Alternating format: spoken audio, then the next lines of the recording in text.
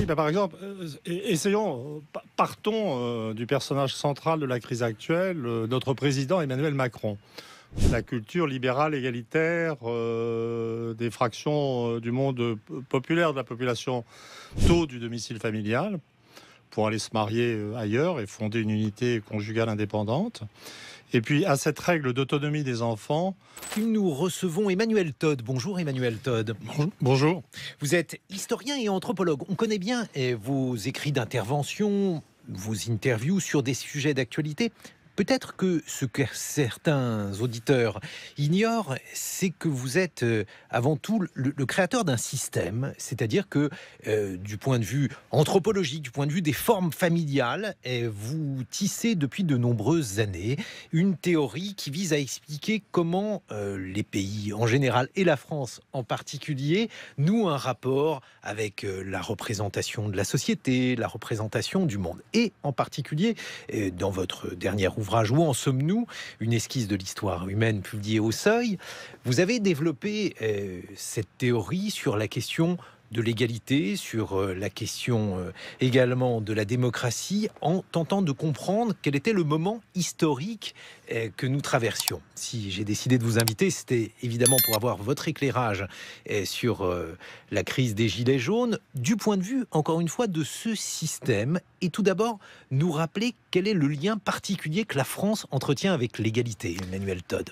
Oui, donc ce système, c'est une interprétation qui dit que l'attitude vis-à-vis de l'égalité ou l'inégalité, de l'autorité ou de la liberté a un rapport avec la structure familiale sous-jacente. Donc dans le cas de la France du bassin parisien, par exemple, la structure familiale paysanne était elle-même libérale égalitaire. C'est-à-dire que les enfants partaient tôt du domicile familial pour aller se marier ailleurs et fonder une unité conjugale indépendante. Et puis à cette règle d'autonomie des enfants s'ajoutait une règle d'égalité très stricte devant l'héritage qui est bien antérieure à la Révolution. C'est-à-dire qu'on a des minutes notariales du XVIIe siècle qui montrent une frénésie égalitaire dans la répartition des biens.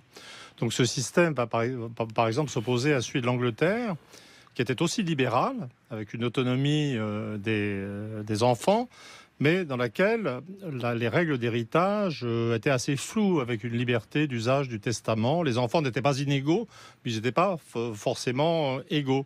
Et puis l'Allemagne, ou le sud-ouest de la France, ou une bonne partie de l'Occitanie, c'était ce qu'on appelait la famille souche. Alors là, par contre, c'était un système... Là, il faut rappeler ce qu'est la famille souche. Je vais le faire, on ne peut pas demander...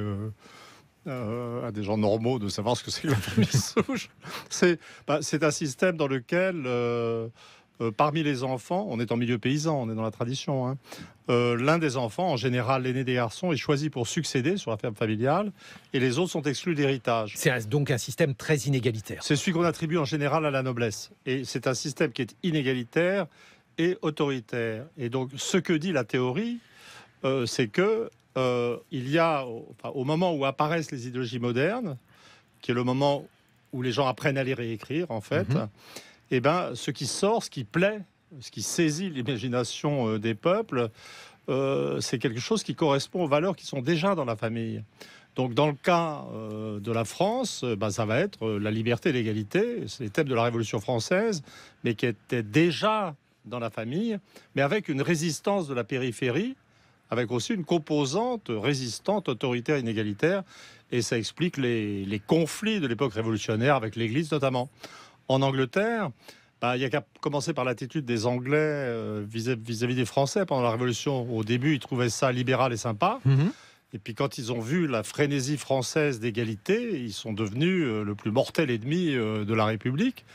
Voilà. Alors, quant à l'Allemagne, elle est à l'extérieur, parce que l'Allemagne, elle a une culture politique qui est fondamentalement soit organisée, soit autoritaire. Dans ses phases calmes, elle va être social-démocrate, démocrate chrétienne. Bon, là, ça se dissout un peu. Et puis, dans les phases de crise révolutionnaire, ce qu'on verra, c'est pas du tout la mise en évidence de la liberté et de l'égalité. Ça va être la mise en évidence d'une préférence pour l'autorité et l'inégalité. Et là, on pense au nazisme, bien sûr, qui était l'expression extrême d'un idéal autoritaire et inégalitaire. Ça, c'est la tradition. Et ma surprise actuelle, mais avec des hésitations, c'est la façon dont ces systèmes de valeurs semblent s'être perpétués malgré la disparition de systèmes familiaux. Il n'y a plus de ménage à 3 générations dans la Ruhr, en Allemagne ou dans le sud-ouest de la France. Les règles d'héritage, je veux dire, les enfants sont même plus assez nombreux pour qu'elles aient un sens pratique, avec des familles recomposées, etc. Et quand même, on a l'impression que les populations d'Europe continuent de se comporter comme si ces différents systèmes de valeurs étaient toujours actifs. C'est-à-dire que si l'on veut récapituler le sens de vos travaux, Emmanuel Todd, on pourrait dire qu'il y a en France depuis de nombreux siècles, puisque vous êtes un observateur de la très longue durée, et quand je dis de nombreux siècles, c'est antérieur selon vous à la Révolution, puisque pour vous, il y a un substrat français. Ces systèmes différenciés apparaissent entre le XIIIe et le XIVe siècle. Voilà, avec effectivement des nuances en fonction des régions. Et donc, vous considérez que la France a noué un lien très particulier avec l'égalité, qui pourrait expliquer notamment cette crise des Gilets jaunes, tandis que d'autres pays, comme l'Angleterre, ont noué un lien particulier avec le libéralisme. Oui, par exemple, partons du personnage central de la crise actuelle, notre président Emmanuel Macron, qu'on accuse de faire une politique thatchérienne avec une génération de retard, donc libéralisée. Je ne pense pas que ça soit complètement vrai au stade actuel, mais il fait ça sur un terrain anthropologique qui n'est pas le même. On aurait pu croire que ça avait disparu, mais en Angleterre, vous avez une tradition, vous avez des fortes différenciations de classe, mais vous avez des traditions, je dirais, de déférence sociale. Vous n'avez pas de tradition égalitaire. Donc si le Parlement vote une loi en Angleterre, il y a le principe de souveraineté du Parlement. Vous aurez peut-être des grèves, il y a eu des grèves ouvrières contre Thatcher, mais au final, on sait bien que le trait central de la culture anglaise, qui est ce trait non égalitaire, va permettre à la révolution néoconservatrice de passer. Mais si vous faites ça en France, c'est-à-dire si vous êtes un président français qui s'imagine qu'il va faire une politique économique de type anglo-saxon, eh ben, il risque de découvrir simplement que la culture française égalitaire et libérale, parce que libérale suppose la capacité des masses à s'organiser toutes seules, est toujours là, à la surprise de tous. Je suis moi-même en fait un peu surpris de la persistance de cette culture française dont je ne savais plus trop, en analysant la fécondité, si elle était toujours présente. Et là, c'est comme, pour moi qui suis anthropologue et historien, c'est comme si j'avais la démonstration de ce que, eh bien oui, ces valeurs libérales et égalitaires qui mènent une population, certes, mise le dos au mur, sur le plan économique, là, elle est en position défensive. Au moment de la Révolution, elle était en position offensive. Cette population est capable, de par ses valeurs anthropologiques, ses traditions, ses mœurs, ses habitudes, sa façon de regarder les gens qui sont en haut, je veux dire, de se révolter contre ce qu'elle estime être l'injustice. Donc le modèle marche toujours. Et alors, qu'est-ce qui s'est passé, par exemple, au moment de la Révolution française, Emmanuel Todd, puisque on s'interroge aujourd'hui sur le caractère de révolte, la manière dont la colère peut se diffuser. Si vous reprenez les choses en historien, ce que vous êtes également, qu'est-ce qui s'est déroulé pendant la Révolution française qui a pu servir de révélateur à des structures qui étaient des structures antérieures, selon vous? Le phénomène fondamental, c'était l'alphabétisation des populations. C'est-à-dire que quand la Révolution s'est déclenchée, plus de 50% des hommes jeunes du bassin parisien savaient lire et écrire. Et on voyait déjà apparaître un début de baisse de la fécondité. Donc c'était... Mais là, on était, si vous voulez, dans une phase d'ascension sociale, de progrès. Je veux dire, le véritable drame de la monarchie des Bourbons, c'est qu'elle a été prise dans une contestation qui intervenait. Il y avait un petit intercycle de crise et des problèmes alimentaires, mais dans l'ensemble, la situation du pays s'améliorait. Là, ce qui se passe est tout à fait différent, parce qu'on est dans une phase, on est dans un début, ça va être ça en fait l'histoire du macronisme sur le plan économique, un début de baisse assez rapide du niveau de vie. Donc le mouvement à quelque chose de défensif, en fait. Et puis, surtout, la variable éducative a pris un tout autre sens maintenant. C'est-à-dire qu'on n'est plus simplement dans une société où la question, c'est la question de l'alphabétisation. Alors justement, on va revoir les différentes conséquences de ce mouvement pour expliquer aux auditeurs qui ne le connaissent pas la manière dont vous travaillez. Vous avez par exemple fait énormément de cartes Oui. de France. Vous superposez un certain nombre de phénomènes, le taux de suicide, le vote pour le Parti communiste quand ce vote était important, et vous considérez qu'il y a des permanences. Aujourd'hui, si l'on fait la carte de France des Gilets jaunes, alors là aussi c'est compliqué s'agissant d'un phénomène aussi polymorphe, mais on voit malgré tout qu'il y a une forte présence dans le sud. Oui, La mais vallée alors du Rhône. là, il y a des cartes. J'ai regardé toutes ces cartes et réellement, c'est sans doute là qu'est la nouveauté. En fait, on ne peut pas dire, ça ne correspond plus aux vieilles régions anthropologiques et religieuses. La carte classique de la France, qui recoupait en partie, mais pas complètement, la carte des systèmes familiaux, c'était celle qui opposait une France centrale, une sorte de grand bassin parisien allant de Laon jusqu'à Bordeaux, plus la façade méditerranéenne, laïque, déchristianisée, républicaine, et puis une périphérie, le reste de la périphérie qui était plutôt catholique, réactionnaire, autoritaire, inégalitaire. Et honnêtement, si vous prenez les élections du Front populaire, vous voyez cette carte se révéler alors qu'on parle de lutte des classes. Vous voyez, donc c'est quelque chose qui a vraiment structuré la vie politique française et idéologique pendant des siècles. Là, honnêtement, je ne le vois pas. J'aimerais, mais j'ai regardé toutes sortes de cartes et on a vraiment l'impression comment dire, les techniques de mesure sont très compliquées sur des mouvements de gens qui, en plus, se déplacent pour aller sur des axes de circulation routière. Mais mon sentiment principal, c'est que la carte de ces mouvements est plutôt homogène sur le territoire national. Et je peux risquer une hypothèse, mais là, c'est comme si on était dans un séminaire de recherche. Je lance une hypothèse. Vous êtes sur France Culture, donc vous pouvez y aller, Emmanuel Todd. Une hypothèse qui vient vraiment de votre question. Je ne m'étais pas du tout, donc si je dis une bêtise, il ne faut pas m'en vouloir. C'est que je parlais tout à l'heure de l'alphabétisation de masse pour la Révolution française, et l'une des caractéristiques de la période récente dans toutes les démocraties occidentales, ça a été l'émergence d'une nouvelle stratification éducative avec le développement du secondaire et du supérieur. C'est-à-dire que avant, tout le monde savait lire et écrire, et puis il y avait une petite minorité de gens ayant une culture supérieure ou une éducation supérieure.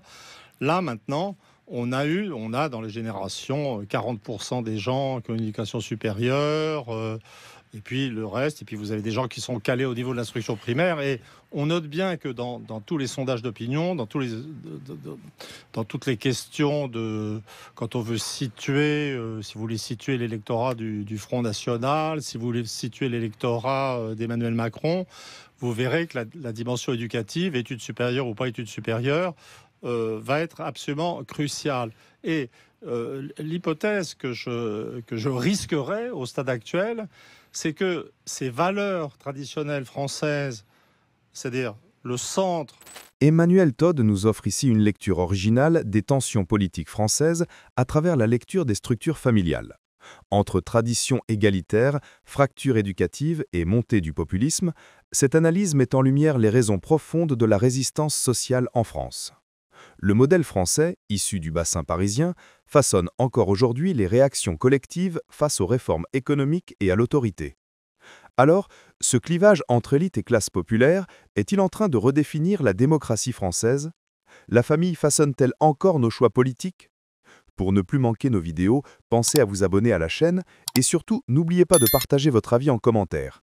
Suivons Todd pour tout comprendre. Super avancé, super démocrate, super républicain, mais qui peut-être à l'insu de leur plein gré sont porteurs d'attitudes autoritaires, inégalitaires, qui étaient autrefois cantonnées. Ce modèle expliquerait assez bien ce sentiment de polarisation extrême entre populisme et radicalisme européiste de l'électorat de Macron. Ça serait, voilà. Mais encore une fois, c'est comme si on était dans un séminaire de recherche. Je ne prends pas complètement la responsabilité de ce que je viens de dire. Bon, je continue à convoquer vos différentes analyses. Emmanuel Todd, le fait qu'il y ait un sentiment d'approbation. Alors, il faut le dire sommairement parce que quand on regarde les sondages, c'est un peu plus compliqué que cela. Mais en tout cas, on a le sentiment, à la lecture des chiffres des différents sondages, qu'il y a une forte approbation de ce mouvement sur fond d'égalitarisme. Ça, c'est quelque chose qui est corroboré par vos recherches. Cela montre que la France est très ancrée dans l'égalitarisme. Oui, c'est-à-dire que, effectivement, dans la phase 1 de ce mouvement des Gilets jaunes, c'est comme si on avait vu revivre toute la culture française, avec même peut-être une annexion des milieux supérieurs par la culture libérale égalitaire des fractions du monde populaire de la population. Mais je crois qu'il faut se méfier de ces premiers moments révolutionnaires. Je ne sais pas si tout le monde a en tête les débuts de la Révolution de 1848, dans lequel les gens chantaient, les bourgeois chantaient chapeau bas devant la casquette, à genoux devant l'ouvrier. Et la Révolution de 1848 s'est terminée par les premiers affrontements décrits comme de classe par Karl Marx, en fait, c'est-à-dire par les émeutes de juin et par l'élimination successive de la petite bourgeoisie, du début de prolétariat.